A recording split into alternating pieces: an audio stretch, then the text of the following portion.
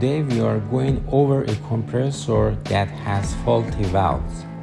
To check for this issue, we need to turn on the unit and hook up the manifold gauges and temp sensors.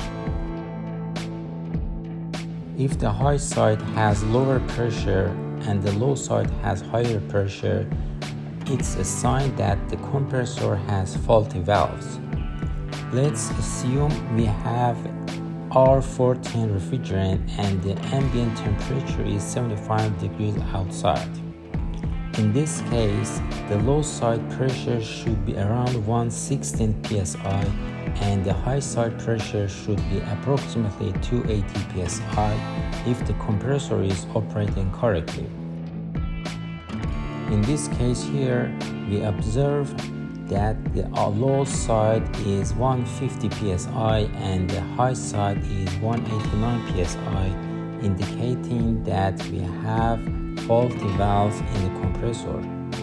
To confirm this, we can shut the liquid line. Under normal operation, the suction line should be sucking down, but if we have faulty valves, we won't see any difference or may even see increased pressure in the suction line. This is because more refrigerant is entering from the vapor line, but there is nowhere for it to go, leading to recycling from the high side back into the low side and increasing pressure on the low side.